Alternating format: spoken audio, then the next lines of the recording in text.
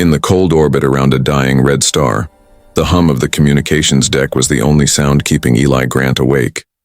The outpost had long since stopped receiving visitors. Supplies came once every few months, and messages from Earth were delayed by weeks. Out here, silence wasn't peaceful, it was heavy. It pressed against the walls like deep space itself. Eli leaned back in his chair, eyes half closed, staring at the dull, blinking light on the console. Static. Just endless static. He rubbed his temples and whispered to himself, "Another night of nothing." But then, a faint rhythm broke through, a soft, trembling voice under the noise. He froze. The signal was weak, buried beneath layers of distortion, but it was there. Not random, not machine-made. Someone, or something, was trying to speak. Eli's hands moved fast. He adjusted the frequency, balanced the filters, and the static cleared enough to reveal words.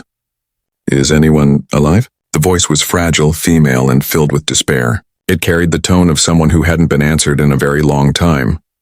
"This is Officer Eli Grant, Human Communications Division," he said, leaning toward the mic. "Identify yourself." A pause. Then a quiet intake of breath. "Human, you're..." "Human? Yes, who is this?" "My name is Alyra. I was a science officer of the Alyra expedition fleet. My planet..." Her words cracked with static. "It's gone. The others escaped." "I didn't." Eli's chest tightened. The Alyra. He'd heard of them during the Alliance talks years ago. Beautiful, intelligent beings, known for their luminous skin and soft-toned voices, but they had vanished after the war. "Most believed they were extinct. You're stranded?" he asked carefully. Alyra laughed weakly, though it sounded more like a sob. "Stranded would mean there's somewhere else to go." "There isn't. My world is breaking apart. Power grids failing. The air is turning thin." Eli glanced at his monitors. The signal was coming from a system several light-years away, far beyond the outpost's jurisdiction. Still, something in her voice made it impossible for him to turn away. "How long have you been transmitting?" he asked. "Since I lost contact with the others. Maybe months, maybe years. Time feels different when you're the only one left." Her words echoed through the quiet room. Eli swallowed hard, his throat dry. He knew he should log the signal and report it to command. That was protocol, but command would take days, maybe weeks, to respond. And deep inside, Eli knew no one would care about one alien voice from a dead planet. So, he did the only thing his heart told him to. He pressed the comm button again. "I hear you, Alyra. You're not alone right now." There was silence. Then a small sound and a trembling breath followed by a quiet sob that she tried to hide. "You answered." "No one ever answered before." Eli smiled faintly. "Well, you got lucky tonight." "Lucky?" She laughed softly. "That's a human word I've always liked. It means hope, doesn't it?" "Yeah," he said gently. "It does." For the next hour they spoke between fading signals and bursts of static. She told him about her planet, the floating cities now buried under ash, the oceans that once glowed like molten glass, and the songs her people sang to the stars. Her voice carried both beauty and grief, like a melody too sad to finish. Eli found himself leaning closer to the console, hanging on every word. The loneliness he had felt for months began to fade, replaced by something fragile and warm. When the transmission finally weakened, Alyra's voice came through one last time that night. "Eli," she whispered, "thank you for answering. You're the first voice I've heard in so long." He hesitated, his throat tight. "I'll listen again tomorrow." "I promise. Tomorrow?" she echoed softly.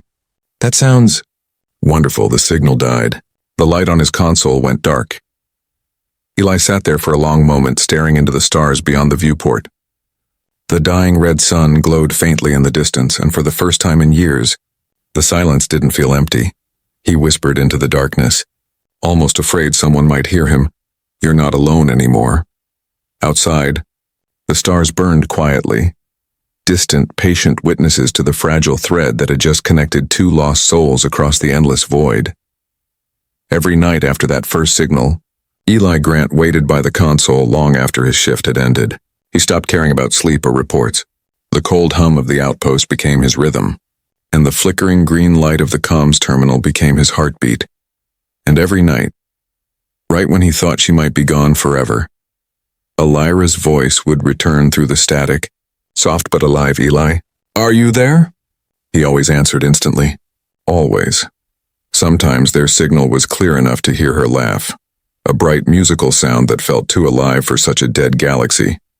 Other times he could only hear half her words through static, and he'd fill the silence with stories, old Earth tales, human songs, or quiet jokes. At first, their conversation stayed simple, exchanging facts, comparing worlds. Alyra told him about the Alyra homeworld, once covered in glowing blue forests and oceans that shimmered like liquid sapphire. Her people believed stars were living spirits, and every child was taught to whisper wishes to them at night. But the stars stopped listening, she said one evening, her tone breaking. "We built machines, fought wars, and forgot the songs, maybe. The silence was our punishment." Eli didn't know what to say. He stared out at the dying red sun and whispered, "We humans did the same. We stopped listening too." For a moment neither spoke. Then Alyra said softly, "Then maybe we can start listening again. Together." Days turned into weeks. Their bond deepened. Eli would bring coffee to his console and wait for her signal like a ritual. Alyra began to draw small sketches using her old science tools, glowing holograms of her world's animals, flowers, and her own likeness. Once she sent him a hologram of her face, luminous skin, eyes like liquid silver, and faint markings across her cheeks that shimmered when she smiled. Eli laughed. "You don't look like the monsters our command briefings warned us about," she smiled through the feed. "And you don't sound like the killers our legend spoke of." They both laughed, the kind of laughter that made the universe feel small again. One night, the power flickered on her end. The transmission blurred, and Eli could see her standing among broken walls and cracked sky glass. "The air is getting worse," she said. "The reactors are failing." He gripped the edge of his desk. "Alyra, tell me your coordinates." She hesitated. "You can't come here. Your ships don't even fly this far anymore." "I'll find a way," he said firmly. "Just give me something." Her eyes softened. "You humans, you always think you can fix everything." He smiled faintly. "Not everything. Just the things worth saving." Alyra looked down, and when she looked up again, her eyes were wet, tears glowing faintly against her pale blue skin. "Then I'll send them. My coordinates. If not to save me, then to remember me." The next day, Eli woke to find her transmission waiting in his log. A short encrypted file, simple, unremarkable, but priceless. Their talks grew more intimate. They shared the loneliness of duty, the fear of being forgotten, the ache of watching worlds die slowly. Alyra confessed that she had once been engaged to another scientist before the war. "He left with the last evacuation ship," she said. "He promised to return, but—" "Promises are light. They fade," Eli said quietly. "Not all promises fade. Some wait." She smiled at him through the screen. "And what are you waiting for, Eli Grant?" He didn't answer. He just looked at her for a long moment, then said softly, "For your next message." That night she appeared again, her signal faint but clearer than before. She had braided her long silver hair and painted faint human-style freckles on her cheeks using luminescent pigment. Eli blinked in surprise. You did your face?" She laughed shyly. "I wanted to see how I'd look. Human." For a moment, the air between them felt almost real, like they were sitting across a table, sharing the same air, the same heartbeat. Then her laughter faded, and her expression turned serious. "Eli," she whispered, "promise me something. Anything. If my world ends before you reach it, don't forget my name. Just one person remembering means my people weren't erased." Eli swallowed hard. "Alyra, I'm not going to remember you. I'm going to find you." Her eyes shimmered with tears. "You're a fool," he smiled. "Yeah, but maybe the universe needs a few fools left." As the signal dimmed, Alyra whispered her final words for the night, words that would echo in Eli's heart long after sleep. "Promise me you'll come." He leaned forward, voice steady but soft. "I will, even if it's the last thing I do." The transmission ended. The console went silent again, but Eli didn't move. He just sat there in the dark, eyes fixed on the coordinates glowing faintly on his screen. The promise of a dying world, and the voice that had given him a reason to live again. The next morning, Eli Grant stood before the wide viewing window of the outpost. The dying red sun bled its light across the metal decks, painting everything in the color of farewell. He hadn't slept. Alyra's last words echoed in his mind like a heartbeat. Promise me you'll come. He had made promises before. To his command. To his world. To people who had long forgotten him. But this promise, this one, felt alive. He entered the command bay and downloaded her coordinates. His superiors would never approve a rescue mission to a dead alien world. But Eli didn't care anymore. He wasn't chasing duty. He was chasing meaning. Computer, he said quietly, prepare shuttle Artemis. Override mission clearance. Destination Alyra Prime. The AI replied flatly. Unauthorized flight. Consequences may include termination of rank. Eli smiled faintly. Noted. Proceed anyway. As he walked toward the hangar, the air smelled faintly of oil and cold metal. He ran his hand along the side of the shuttle. Old, patched, half-forgotten, just like him. The cargo bay was filled with old fuel cells and rations meant for 2 days, maybe 3. But if he managed power right, he could make it through the worm route Alyra had sent. When the engines roared to life, the outpost lights flickered. Warnings filled the screen, but Eli ignored them all. He strapped in, took a deep breath, and whispered, "Hold on, Alyra, I'm coming." Then he pulled the throttle. The stars stretched into lines and the shuttle vanished into the endless dark. For the first few hours, the silence was peaceful, almost comforting. Then came the storms. Cosmic radiation tore through the shields, shaking the ship. The navigation array blinked red. The autopilot failed. Every alarm screamed at once. Eli gritted his teeth, fighting the controls. Come on, don't die on me now." Through the chaos, he could hear faint static, her frequency still open. "Eli," the voice was weak, broken, filled with distortion, but it was hers. "I'm still here," he said through heavy breathing. "Almost halfway to your system." "You shouldn't have come," she said softly. "You'll die out there." "Then at least I won't die alone." For a few seconds, only the hum of the engines filled the cockpit. Then she whispered, "You're foolish." "Brave, but foolish," he laughed. "That's the same thing where I'm from." Days passed, or maybe weeks. Time bent strangely in the dark. The oxygen levels dropped to half. His skin grew pale, his beard rough. Yet every night, when he thought the silence might consume him, Alyra would speak. She told him stories, of her people's dances under twin moons, of her mother's lullabies, of a festival called the Day of Returning Light, when they released glowing orbs into the sky to honor lost souls.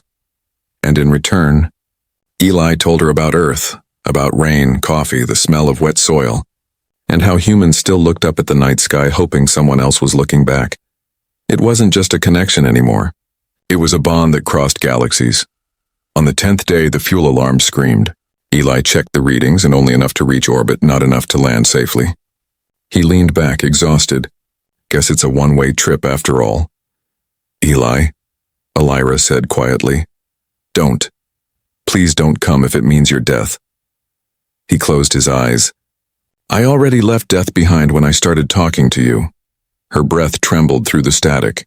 Why would a human care so much for an alien?" He smiled faintly. "Because in your voice I heard something human." The signal cracked again, and for a moment he thought he'd lost her. But then he heard something he hadn't before, music. Soft, echoing notes. A melody that seemed to come from the stars themselves. "It's a song," she whispered. "Our last one.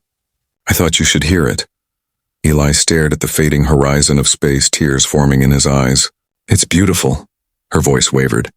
"If you reach me, and I'm gone, promise you'll play it once more. Let it be the last sound my world hears." He nodded slowly. "I promise." Hours later, his ship entered her system, a graveyard of drifting rocks and glowing dust. The remains of once living worlds floated like frozen memories. Through the fog of debris, he saw it, a faint blue glow on the surface of a cracked planet. The coordinates matched. Alyra's signal was pulsing weakly, fading every minute. He tried to steer the ship down, but the atmosphere tore through his shields. Fire engulfed the hull. Metal screamed, "Eli!" Her voice cried through static. "Your ship, it's breaking apart." "I can see your light," he said, coughing. "Just stay with me. Eli, please." The transmission cut off. The shuttle spiraled, smoke filling the cockpit. His last thought before impact was of her, standing beneath a dying sky, waiting. The ship hit the surface with a thunderous crash that echoed across the wasteland.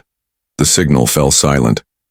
The stars above dimmed behind gray clouds, and somewhere in the broken remains of her world, Alyra whispered to the sky, voice trembling but filled with hope. "He's here. I can feel it." The crash had left Eli Grant half buried in the wreckage of his ship. Smoke hissed from the cracked panels, and the air smelled of burnt metal and dust. When he opened his eyes, the first thing he saw wasn't the cockpit. It was the sky. A pale, dying sky. No stars, no sun, just drifting ash that glowed faintly blue as it fell. He coughed, pushing himself free from the wreck. Every movement burned, but pain meant he was alive, and that meant he could still keep his promise. The world around him was a graveyard. The ground was blackened glass, cracked in strange, jagged patterns. Towering ruins rose from the distance like broken bones of a civilization that once reached for the stars. The wind howled through hollow buildings, carrying whispers that almost sounded like voices. Eli checked the signal device on his wrist. Faint pulse, Alyra's beacon, still active but weak. He whispered, "Hold on. I'm here," and then he walked. Hours passed. His boots crunched over shards of crystal and bone-like debris. Every few steps the signal flickered, guiding him toward a shattered mountain range. The horizon shimmered with strange blue light, and in the distance, he could see the remnants of what must have been a city. Domes half collapsed, towers leaning into the dust. When he reached the outskirts, he found murals carved into the walls, faces of Alyra people, elegant, bright-eyed, smiling beneath swirling patterns of light. Someone had painted over them with soot, as if trying to hide the memory. He touched the carvings gently. "You built all this, and it still wasn't enough to save you." The comm in his ear hissed softly. Static, and then her voice, faint, weak, but real. "Eli, is that you?" His heart leapt. "Alyra, I made it. I'm here, I crashed, but I'm on your world." Her reply came in fragments, her voice trembling. "You shouldn't have come." He laughed through tears. "You told me not to forget you. I don't break promises." The transmission wavered. "Follow the light." The observatory. Then silence. Eli looked toward the mountains, and there, between the cliffs, a soft blue glow shimmered like starlight caught in a bottle. The climb was brutal. His oxygen pack was nearly empty, his limbs numb from cold, but the thought of Alyra's voice kept him moving. Finally he reached it. A structure half buried in rock and dust, an old Alyra observatory. Its dome was cracked open like a broken pearl, its inner chambers lit by flickering holograms. Inside, everything was still. Dust floated like ghosts in the thin air. He called out, voice echoing. "Alyra? It's me, it's Eli." No answer. Only the faint hum of machinery long past its purpose. He followed the sound to the central chamber. And there, in the middle of the room, he saw it. A small crystalline device glowing weakly on a pedestal. The moment he approached, it flickered to life. A projection appeared, Alyra's image. Her skin was pale and translucent, her eyes soft but dim. She smiled gently, her voice recorded but full of warmth. "Eli, if you're hearing this, it means you found me." He froze, unable to breathe. "I tried to hold on," she continued. "Every day I waited for your voice. But the air grew thinner and the world grew colder. When I could no longer speak, I recorded this, just in case you came." Eli's knees buckled. He dropped to the floor, tears mixing with the dust. "You kept me alive longer than my world did," her hologram said softly. "You gave me something my people had lost, connection." She paused, her smile trembling. "If you're here, then you've kept your promise, and I kept mine. I said I'd keep talking until the stars went quiet. So even if I'm gone," her voice faltered, then steadied, "just know you were the last star I saw." The message ended. The hologram flickered once, then faded. Eli sat there for a long time, the silence of the dead planet pressing in from all sides. Then he reached into his pocket and pulled out the small recorder he'd brought. His own message. He placed it beside her crystal. "This is Officer Eli Grant," he whispered hoarsely. "To whoever finds this, there was life here once. A light worth crossing galaxies for. Her name was Alyra, and she wasn't alone at the end." He pressed record, his final words trembling but full of peace. "She thought her stars went silent, but I heard them. I always did. He closed his eyes. The air was thin, the world still. He lay down beside the hologram's dim glow, one hand resting near her crystal, and as the last of his breath faded, the observatory filled with soft light, two signals, human and alien, merging into one gentle pulse that reached upward into the sky. Centuries passed. The world that once burned with light had turned to quiet dust. The ashes of Alyra Prime drifted in eternal orbit, a ghost planet beneath an ocean of stars. But among its ruins, one signal still pulsed faintly. Two overlapping voices, human and alien, reaching out into infinity. The galaxy called it the Song of the Last Connection. It was discovered by an exploration vessel of the New Galactic Union, a joint crew of humans and Alyra descendants, working together for the first time in recorded history.